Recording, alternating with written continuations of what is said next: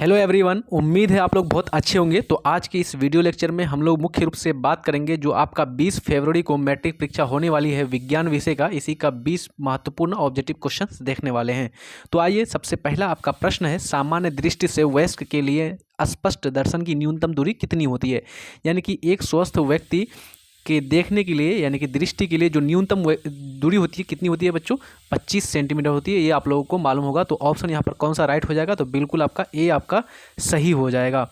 चलिए अगला बात करते हैं हम लोग, प्रिज्म द्वारा उत्पन्न श्वेत प्रकाश के स्पेक्ट्रम में किस रंग की किरण का झुकाव सबसे अधिक होता है। यानी कि कौन सा जो रंग होता है उसका झुकाव सबसे अधिक होता है। तो आप लोग को मालूम होगा लाल रंग का झुकाव सबसे कम और बैगनी रंग का झुकाव सबसे ज़्यादा होता है, इसलिए यहाँ पर ऑप्शन डी बिल्कुल राइट हो जाएगा। अगला प्रश्न है, मानव नेत्र जिस भाग पर प्रतिबिंब बनाते हैं वह भाग कौन सा है। तो मानव नेत्र बच्चों जो मुख्य रूप से प्रतिबिंब जो बनाता है, मानव के आँख पर जो प्रतिबिंब बनती है वो आपका क्या, पीछे वाला भाग में यहाँ पर जो आपका क्या रहता है, आपका रेटिना जो रहता है जिसको दृष्टि पटल बोलते हैं बच्चों, उसी पर आपका क्या बनता है, प्रतिबिंब बनता है। तो यहाँ पर आपका डी ऑप्शन बिल्कुल सही हो जाएगा। अगला प्रश्न है चौथा नंबर का, सामान्य नेत्र का दूरतम बिंदु है। यहाँ पर दूरतम पूछा है, तो आप लोग को दूरतम या निकटतम पूछता है ना, इसमें आप लोग कन्फ्यूजन हो जाते हैं। यानी निकटतम आप सबसे करीब का बिंदु कितना होगा कि जिस पर आप आसानी से देख सकते हैं, तो वो आपका 25 सेंटीमीटर। और दूर कितना देख सकते हैं, तो अनंत देख सकते हैं। खुले आसमान में आप ऊपर देखते हैं तो अनंत तक देख सकते हैं, इसलिए यहाँ पर हो जाएगा इन्फिनाइट यानी कि अनंत। तो आपका ऑप्शन डी हो जाएगा राइट बिल्कुल। अगला प्रश्न है आपका 5वें नंबर का, मानव नेत्र में किस प्रकार का लेंस पाया जाता है। यानी कि आपको लेंस की प्रकृति, लेंस का नेचर बताना है, उत्तल, अवतल, बेलनाकार या फिर अपसारी। तो यहाँ पर बिल्कुल राइट क्या हो जाएगा बच्चों, उत्तल लेंस है ना। ये क्या करता है, प्रकाश को अभिसरित करता है। तो यहाँ पर ए ऑप्शन बिल्कुल सही हो जाएगा। छठा नंबर का प्रश्न है, श्वेत प्रकाश जब प्रिज्म से होकर गुजरती है तो लाल रंग का प्रकाश का विचलन होता है। यानी कि जो लाल रंग का जो विचलन होता है, यानी कि लाल रंग जो मुड़ता है वो क्या है, मतलब सबसे अधिक मुड़ता है, सबसे कम मुड़ता है, या फिर बैगनी रंग के प्रकाश से ज़्यादा, या फिर इनमें से कोई नहीं। तो आप लोग को ध्यान होगा कि जो लाल रंग है ये सबसे कम मुड़ता है और सबसे अधिक कौन यानी कि विचलित होता है बच्चों, वो होता है बैगनी कलर। तो यहाँ पर ए ऑप्शन बिल्कुल राइट हो जाएगा छठा नंबर प्रश्न का। 7वां नंबर का प्रश्न है, दूर दृष्टि दोष के निवारण के लिए यहाँ पर इनमें से कौन सा लेंस उपयोगी होगा। तो दूर दृष्टि यानी कि दोष कौन सा है, उसको दूर यानी कि दूर दिखता है लेकिन नज़दीक में नहीं दिखता है। तो नज़दीक में नहीं दिखता है तो नज़दीक इस दोष को दूर करेंगे किस लेंस के द्वारा, तो बिल्कुल आपका राइट क्या हो जाएगा, आपका उत्तल लेंस के द्वारा प्रयोग करेंगे, है ना। यहाँ पर क्या करेगा, वो लेंस जो है प्रकाश को अभिसरित करेगा और निकटतम बिंदु में काट देगा। अगला आपका 8वां नंबर का प्रश्न है, प्रकाश के किस रंग के लिए तरंगदैर्घ्य सबसे अधिक होता है। आपको तरंगदैर्घ्य का मान नहीं बल्कि ये बताना है कि कौन सा जो कलर है उसका तरंगदैर्घ्य सबसे अधिक होगा। तो आपको मालूम होगा बच्चों, सबसे अधिक होता है लाल कलर का और सबसे कम किसका होता है, बैगनी कलर का सबसे कम होता है। और जो लाल कलर है वो सबसे कम विचलित होता है और बैगनी कलर सबसे ज़्यादा विचलित होता है। ये दो आपको डिफरेंस याद रखना है, यहाँ से एक क्वेश्चन बनता है। 9वां नंबर का प्रश्न है, एक छात्र निकट दृष्टि दोष से ग्रसित है उसके लिए उपयोगी होगा। यानी कि एक छात्र है, एक विद्यार्थी है और उसको कौन सा दोष है बच्चों, निकट दृष्टि दोष, यानी कि निकट दिखता है लेकिन दूर नहीं देखता है।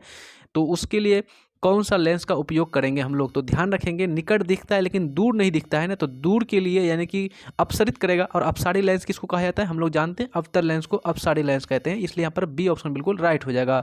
10वां नंबर का प्रश्न है, स्पेक्ट्रम प्राप्त करने के लिए किसका उपयोग किया जाता है। ये क्वेश्चन आपको 2015 में पूछा हुआ है। तो यहाँ पर बिल्कुल राइट हो जाएगा, स्पेक्ट्रम प्राप्त करने के लिए प्रिज्म, बिल्कुल प्रिज्म का प्रयोग किया जाता है ना। चलिए अगला प्रश्न है आपका 11वें नंबर का, किसी अंतरिक्ष यात्री को आकाश कैसा प्रतीत होता है। तो ध्यान रखेंगे, जो अंतरिक्ष यात्री होता है बच्चों उसको आकाश कैसा दिखाई देता है, काला दिखाई देता है। क्यों, क्योंकि वहाँ पर क्या नहीं होता है, प्रकाश का जो है वहाँ पर परावर्तन नहीं होता है, क्योंकि वहाँ पर कोई भी कण या फिर वायुमंडल गैस मौजूद नहीं होते हैं, इसलिए वहाँ पर उसका जो है परावर्तन होकर के उसके आँख तक नहीं पहुँच पाता है, उसके आँख तक, इसलिए उसको काला दिखाई पड़ता है। नेक्स्ट प्रश्न है आपका 12वें नंबर का, सामान्य नेत्र की रेटिना पर बनने वाला प्रतिबिंब होता है। यानी कि जो उस आँख होता है मनुष्य का और उस आँख में जो रेटिना है उस पर जो प्रतिबिंब बनता है उस प्रतिबिंब की प्रकृति कैसी होती है। तो हम लोग जानते हैं बच्चों ये कैसा होता है, वास्तविक होता है ना, यानी कि वास्तविक होता है। और वास्तविक के साथ कैसा होता है बच्चों, तो वास्तविक के साथ हमारा उल्टा प्रतिबिंब बनता है ना। और जो है वो क्या बोलते हैं कि मस्तिष्क में उपस्थित जो न्यूरॉन्स होते हैं वो उसको सीधा करता है ना। चले अगला प्रश्न है 13वें नंबर का, जो नेत्र निकट स्थित वस्तु को स्पष्ट रूप से नहीं देख सकता, तो उसे नेत्र में होता है, यानी कि निकट स्थित वस्तु को स्पष्ट रूप से नहीं दिख रहा है, यानी कि दूर दिख रहा है, तो जो दिख रहा है उसी के आधार पर हम लोग दोष को क्या करते हैं, निर्धारित करते हैं। तो निकट नहीं दिख रहा है यानी कि दूर दिख रहा है, इसलिए उसको दूर दृष्टि दोष है। तो यहाँ पर बिल्कुल आपका राइट कौन सा हो जाएगा, ऑप्शन सी हो जाएगा। अगला प्रश्न है आपका 14वें नंबर का, किसी दृष्टि दोष को दूर करने के लिए उत्तल लेंस का प्रयोग किया जाता है। तो उत्तल लेंस का जो प्रयोग करते हैं किस दृष्टि दोष को दूर करने के लिए करते हैं, तो बिल्कुल आपका राइट आंसर क्या हो जाएगा बच्चों, तो आपका हो जाएगा दीर्घ यानी कि दूर दृष्टि दोष, यानी कि दूर दृष्टि दोष का निवारण उत्तल लेंस और निकट दृष्टि दोष का निवारण किसके द्वारा, अवतल लेंस के द्वारा।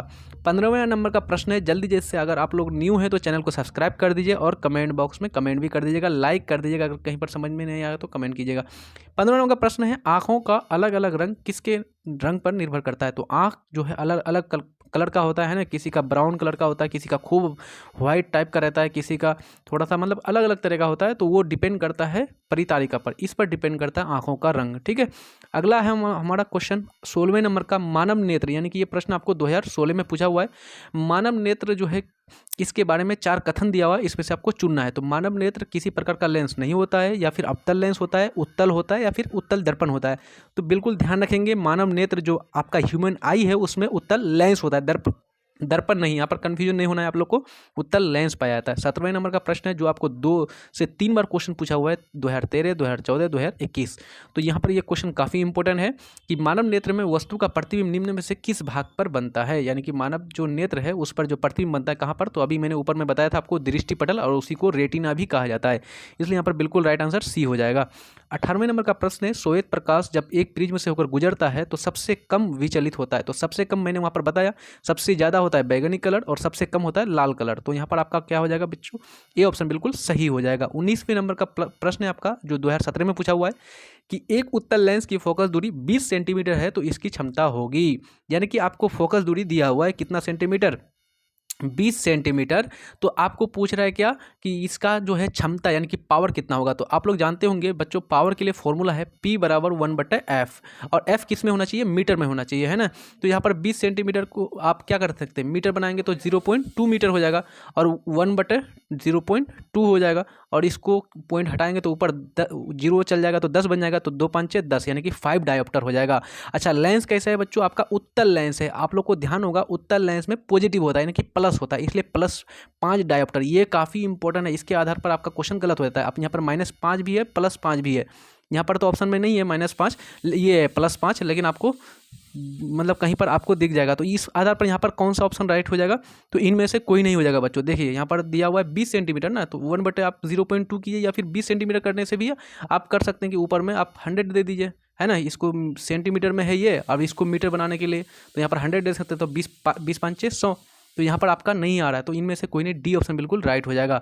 अगला प्रश्न है आपका 20वें नंबर का कि पुतली के साइज को नियंत्रित करता है। 2019 में पूछा, 2018 में पूछा हुआ है कि पुतली का जो साइज है उसको कौन नियंत्रित करता है, पक्षमावी पेशियाँ, या फिर परितारिका, या फिर नेत्र लेंस, या फिर रेटिना। तो बिल्कुल यहाँ पर राइट आंसर क्या हो जाएगा, ए हो जाएगा आपका। पक्षमावी जो कोशिकाएँ होती है, पेशियाँ होती है, वही उनको नियंत्रित करता है, बढ़ाता है, घटाता है। जब आप धूप में जाते हैं तो ज़्यादा आँख को खोलते हैं ना, जब ठंडी में रहते हैं, छाँव में रहते हैं, तो ये आपको क्या करता है, सिकुड़ लेता है ना।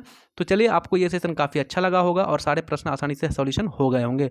मिलते हैं नेक्स्ट वीडियो में, तब तक के लिए जय हिंद, धन्यवाद।